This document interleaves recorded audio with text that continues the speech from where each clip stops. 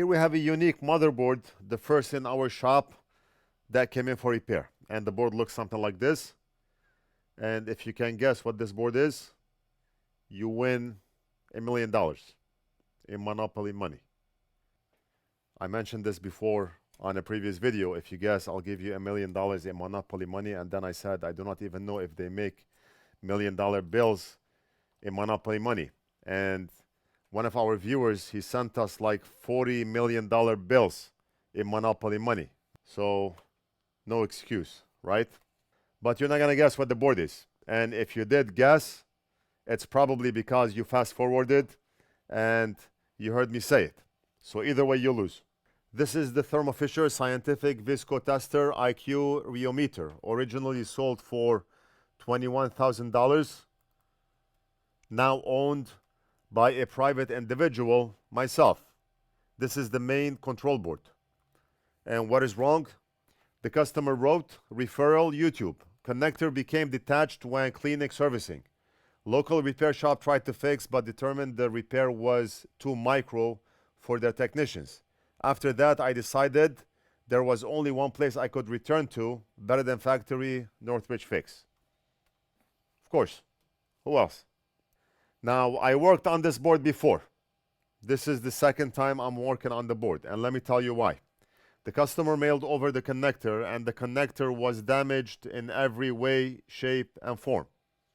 I put the connector on the board, and I had to run some traces to connect the broken pin of the connector with the respected trace, and I had to add hot glue on the sides so we can secure that connector. I could have sent it to the customer like this. All the pins are making a connection, but this is an expensive board, expensive device. I want to do a good job for the customer. It's an expensive board, expensive device. So I looked for this connector. I used AI to look for this connector. I ordered a few, and now we have the right connector. So let's go ahead and undo what we did here, which was our only choice with this connector. And we're going to solder the new one. Customer is going to be happy. And I just read some of the comments left on this ticket by the customer. It looks like the customer is very impatient, even though I could have sent this to him the very next day with this job here, with this connector. Sometimes customers do not know what's good for them.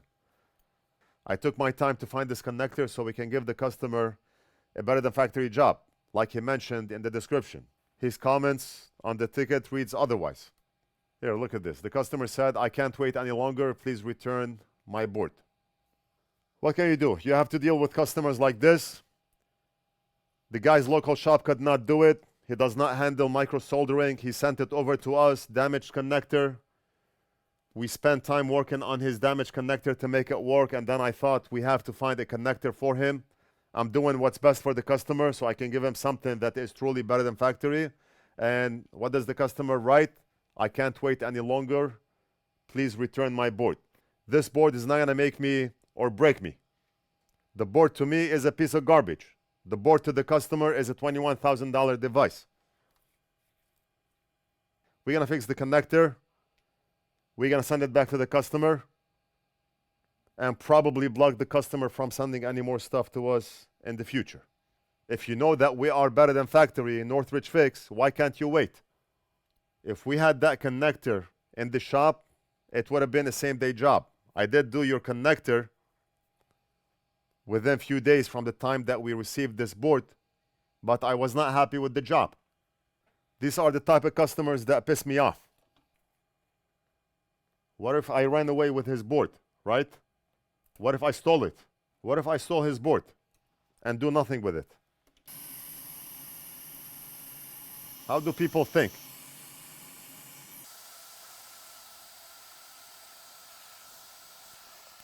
I can't wait any longer.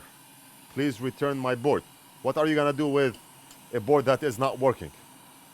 You're going to put it in the closet? Sit and imagine that you have a $21,000 working piece of...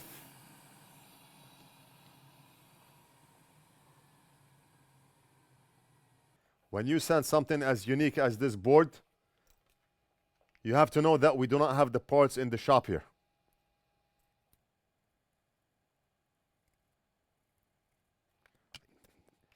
even if the repair is expedited. Expedited means we start working on it within 1 to 9 days. If we need parts, we're gonna have to order parts. It doesn't count towards expedited. I do not have every part that was ever made. Now the board, as you can see, has a lot of scratches from the prior repair attempt. And we can tell that we have one missing pad.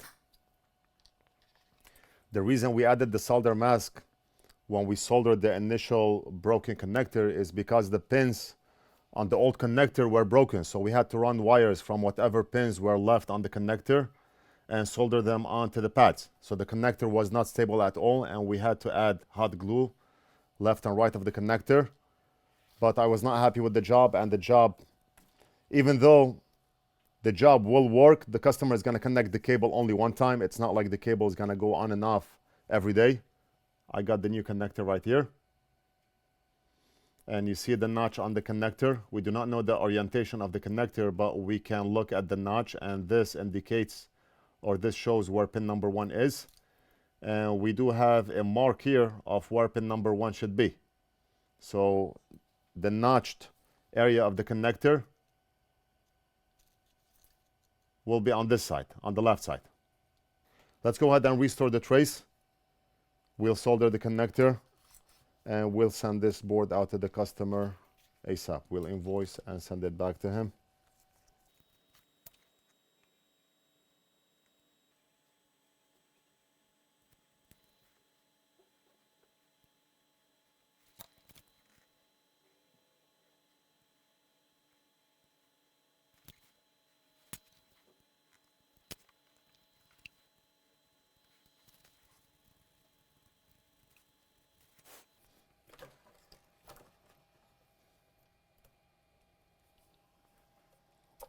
Right now I'm using the anti-glare light, because without the anti-glare light, that's how the image will look like. Reflections, glare, and you cannot see a thing. I always mention the anti-glare light. Look at this, look at the difference. You can see every scratch on the board, you can see every detail on the board without seeing any reflections or glare.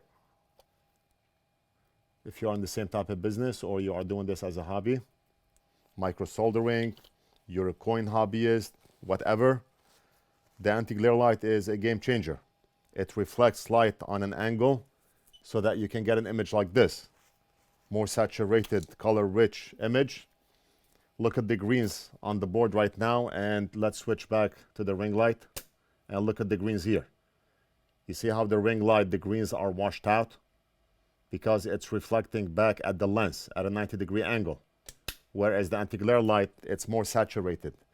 The capacitor looks yellow in this image. If we go back to the ring light, the yellow looks faded away. But the ring light does have its advantages. You can see a different perspective, a different look at the image. You see how we have, with the anti-glare light, you see how we have a shadow here? The ring light gets rid of that shadow. If this area here is important to me and I want to see what's going on here, I switch back to the ring light, and you can use a combination of both to get the image that you want. I constantly switch between them or use them both at the same time. Like for example, if I have the anti-glare light and I want to introduce a little bit of the ring light, okay, watch. You see how I'm getting rid of the shadow on the bottom cap?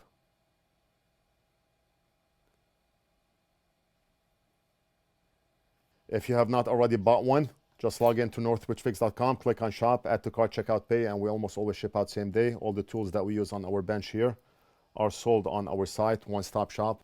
Everything from Flux, braid wick, low melt solder, thermal camera, soldering station, tweezers, whatever you need, one-stop shop. If you have ordered from us before, you know how fast we ship. So now that we have this in place, what we need to do is add solder mask so we can secure that connection in place. And I doubled up on the wire here so we have more surface area, but it doesn't really matter, one wire is enough. There's 101 ways to do this, but we are using the wire method. This is a 0.1 millimeter wire.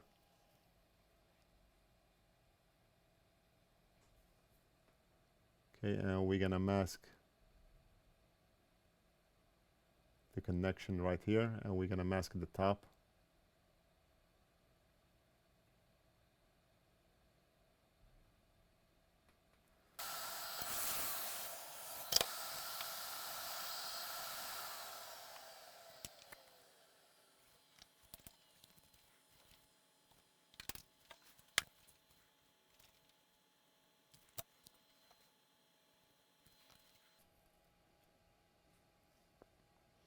Okay, so the notch is on the left side based on the mark that we see on the board here.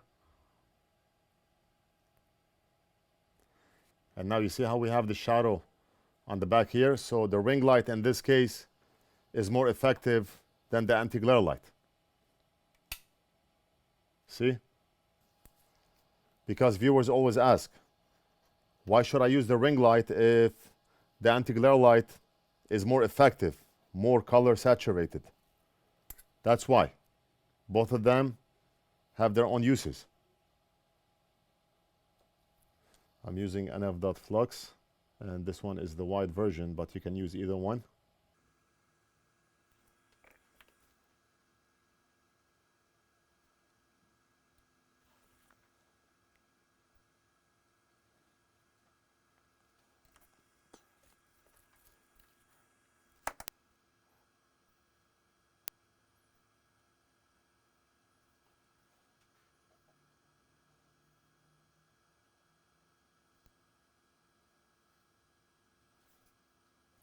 And we are done. We are 100% done. Nice and shiny. And truly a better than factory job.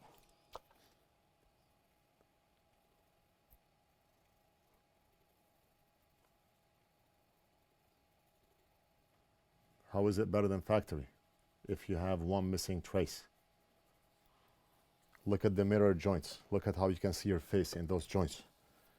You want to comb your hair, or your wife want to do her makeup, just look at the joint and you'll do a perfect job combing your hair. You can even use those joints as a security mirror, 360 degrees. So do not argue with me. 101 ways to use those joints. You just do not smoke them. That's the only thing. Smoking is bad for your health. So let me go to ohms mode. I want to see the resistance on each pin, just to make sure, to ensure that those pins are making a connection. So if we measure here, what do we have? We have 271K. So we know the pin is making a connection. And if we measure here, we have 266K, and this one is this pin. We have 270K, and we have 271K. Very close to each other in numbers. Just double check the pins. You can see how the pin is moving along with the pad, and we know the pin is making a connection. We just measured, but let me measure to ground. Yeah. Okay, if we check from here to the wire, we see we have a continuous path. And if we check from here to here, of course we're going to have a continuous path.